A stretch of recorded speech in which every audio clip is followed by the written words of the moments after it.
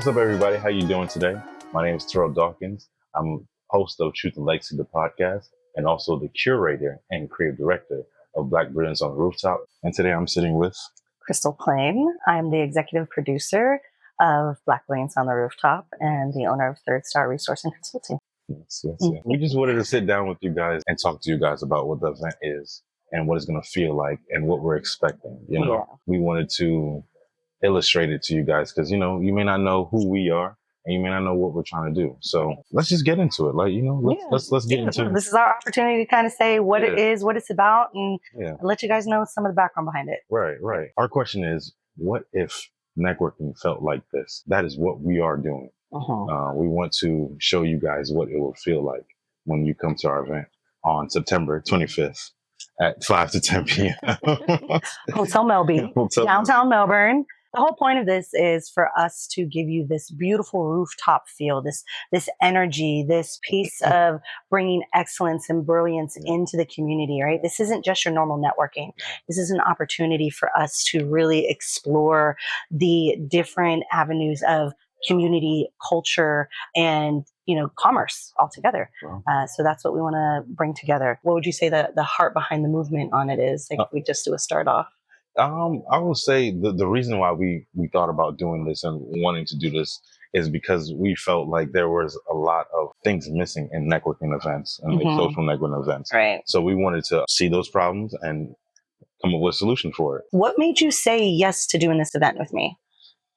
I said yes because of the way you are as a person. The time that we sat down and we met at the networking event and we talked about just how it was, and your mindset and how genuine you were about being passionate about our community, even though you're not of the community, but you were so passionate about like why certain things need to be changed, or because you have your kids and your daughters, so you thought about them as well.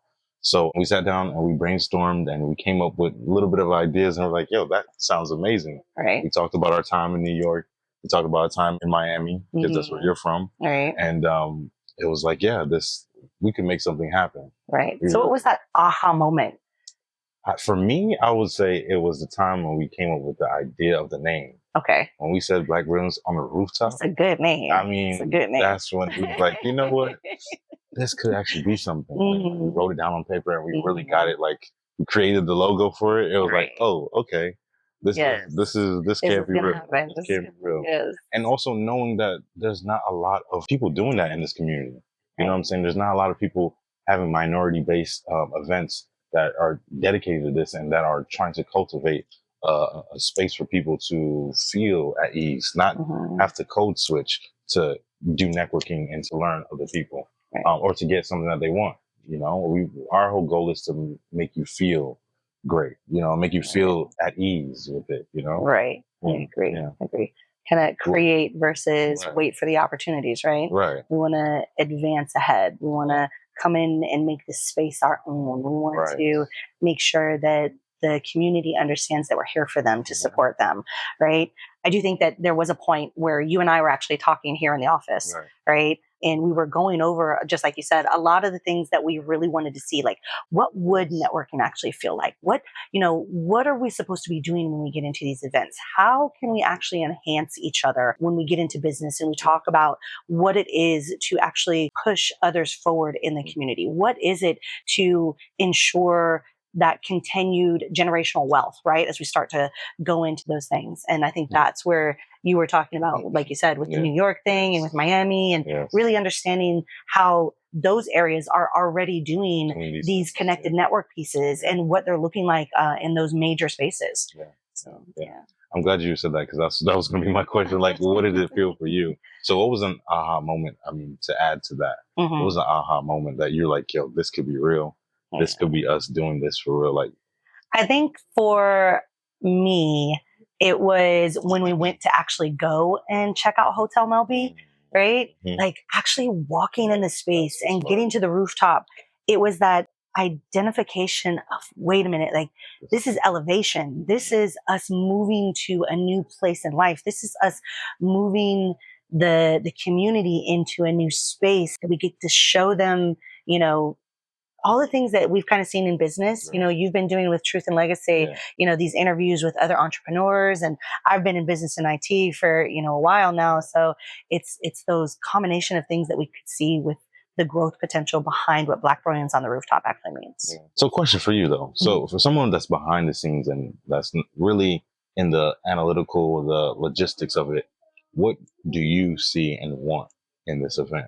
I think that I want to see people really come in and have the opportunity to get those reach out moments, right? The ability to connect with other industry people, to have a piece where I can say, hey, I know this person over here that's in the same kind of similar field. So if we're talking about impact, I want to bring the community together, right? Just like you said earlier, Brevard hasn't really seen something like this.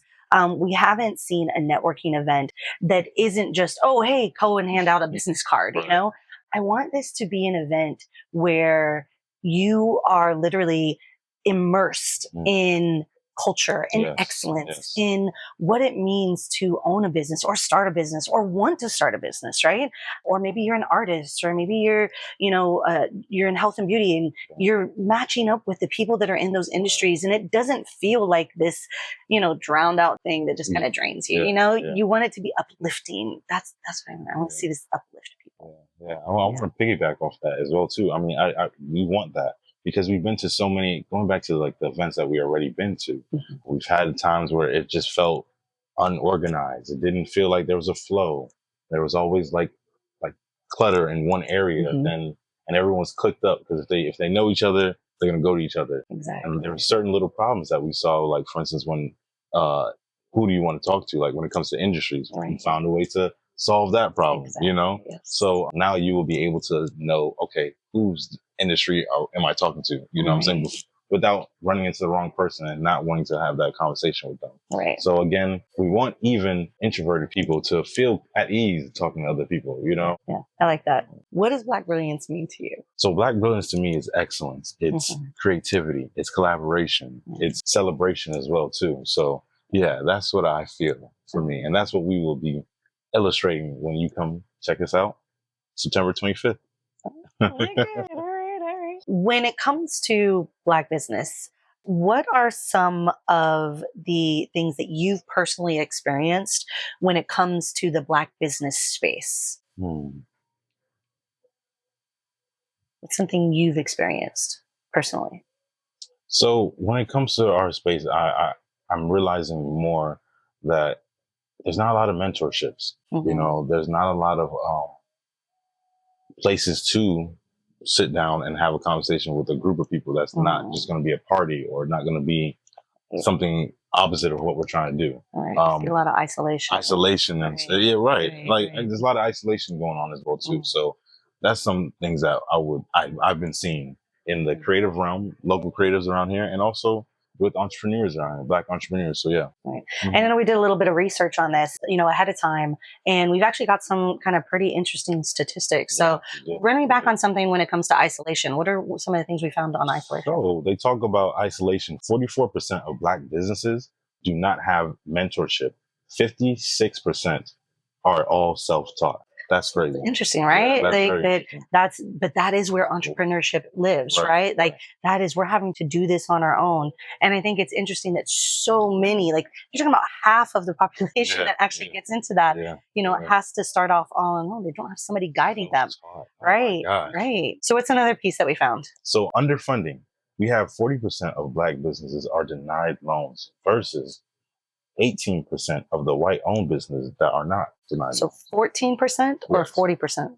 40% versus the 18% of white-owned businesses. That's so crazy. 18% of white-owned businesses are denied loans. Right. The 40%.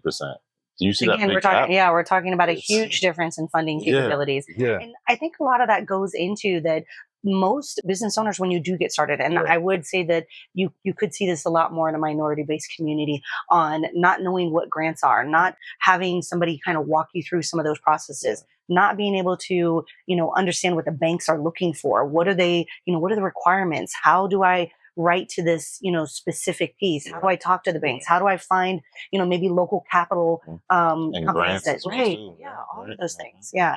So I definitely think that's something we want to make sure that we're hitting with Black Brilliance on the Rooftop. Again, this isn't just networking. This is us making sure that you're getting set up going forward. Yeah. There's another one for lack of exposure. So Black Americans make up 14.2% of the population, but only 2.3% get hired for jobs. That's crazy. These statistics, you guys, when you really think about it, they're so off base, right? That the full force of the entire Black community could come in, and yet only 2.3% actually hire people in their businesses. That's staggering. And these are the problems. Right. These are the problems and issues that we're having. And again, bringing it back to, this is going to be different. When you come to Black Brilliance on a Rooftop, you will see the difference. You will feel the connection. You will see that there's not going to be a lack of exposure. You'll see that there will, hopefully there'll be people in the room that could fund your business. And definitely there won't be no isolation, because again, we're going to check back in. That's right. That's right. That's the whole point. That's the goal. Right? This isn't just a one night thing. We're going to keep this moving. So yeah. And there's another statistic that I talked about as well too, that I would love for you to address. It talks about allyship. What's your thoughts on that? Let's talk about that a little bit. All right. So again, being a white business owner, I don't experience the same issues that Black business owners have, right? Don't get me wrong. As a woman, I've experienced my own, right? And especially coming up in the IT field, I've really had to push through a lot of those male dominated spaces where I can run in. But I definitely don't have the same issues that Black business owners do. And what I see there is the reason for that is that it is a lack of being an ally. You don't have partners in the community that really support you, right? Whether they be Black or white, right? We saw a huge fall off back in 2020, after the whole George Floyd incident. Everybody jumped up and was like, oh, support Black business, support Black community, and all these amazing things. And it was wonderful. The pouring was absolute. But after that, we started to see the dip down. We started to see, political issues rise. We started to see, even now, DEI and all of these things come in. And we're seeing the fall off of the support in the community. And I want to get back to that. I want to come back to a place where you guys don't just have yourselves in the community. You have others outside of it that want to be a part of this, that really want to pour in. And that's just a really big piece for me when it comes to allyship as a small business, as a woman, as a mother of a mixed race family. That is absolutely something that I want to bring in. And let's talk about that a little bit, because that's another reason why I partner with you with this, because I felt the allyship from you. You know what I'm saying? I felt like you're more of a walker than a talker. You know what I'm saying? But most businesses, most people can be, so like talking about that, like how raising Black kids, you have like 3 kids, 2 girls, 1 daughter. I mean, two girls and 1 son. But like talk about that and how did that feel for you? Like seeing them grow up in this time and age. Yeah. So, I've never tried to come in and speak for the Black community. And I've always tried to walk beside it and build and learn. Getting married to my husband, who is also a Black entrepreneur, owns his own company, and having our kids, and we have a blended family, I need to showcase for them the cultural advantages of their history, not mine necessarily, right? It's great for me to jump in and give them little pieces, but Black culture is so just immersed in the everyday of what they do and what they need to do and how they need to do. And, they've got so many different challenges that are going to come up for each of them. Coming up for my daughters, they're going to be one side, because I've got one trying to go to Howard to go to law school. She's doing great. I'm proud of her. I've got my son in basketball, and he's trying to, run up to the NBA. I got to support him on that space. Right? Exactly. And then my little one, she's running on her own. She's between military and beauty, and even there we're going to see some of those challenges, right? And I've seen it even in my husband's company. You don't get that actual push out, you don't get the support that you really need. And I want to change that. I want to make sure we're here. I want to make sure that the culture itself is being supported. And going back to allyship, it doesn't mean centering yourself and it's all about you. You work quietly behind the scenes and help push those that are trying to work on their community. You know what I'm saying? So that's a beautiful thing about you. And again, I have to give you flowers for that. Like you are an amazing woman for these things, you know, and we're going to create a beautiful event with this, you know? I love that. And you guys are really going to see that where, you know, we're going to have a really big mix of folks that end up coming out, but we are going to have predominantly minority owned and Black owned businesses sitting out there at the forefront. And me, even as the executive producer, you know, I want to step back. This isn't about me, right? This is me helping. This is me. But it's going to be hard for you to step back. You know what I mean? It's going to be hard. Yeah. But it's good though. It's good. I want to promote you guys. I want to promote what this is about to turn into, and kind of move it in that direction. So I want to ask you one more question before we jump to the next topic. You know, we talk about shared leadership and mission-centered kind of activities. What is your take on being a leader in the Black community and cultural space with Truth and Legacy? So with Truth and Legacy, the mission is to get people to tell their truth, share their truth, and share their lasting legacy. Again, I just want to put spotlights on certain entrepreneurs and creatives that want to make an impact in their lives and even for their community or whatever their aim is. You know, for me, I'm more of a servant leader. I feel to help out more people than boss them around and lead them around. You know what I'm saying? I want to be in the trenches with you. That's why I want to be in this with you. This is going to be a big thing when it comes to seeing that allyship, real allyship working, you know? But yeah, servant leader, I would say, is what I'm working on. And it's who I am, who I'm becoming, you know, as Truth and Legacy is running and as Black Brilliance on the Rooftop. Like we'll be able to see that a little bit more. Yeah, I like that. I like that. Sure. So let's talk about the vision of the night. You know? So what is one emotion you hope people carry home with them? Oh, I love that. That's such a good question. If I had to say an emotion, I want it to be uplifting. Does that count as an emotion? Right? Uplifting. Yeah, I want you to walk away feeling like you accomplished something for the night, right? Like, yes, it's great. We're gonna have a party and we're gonna have food and we're gonna have music and it's gonna be a vibe and it's gonna be exactly.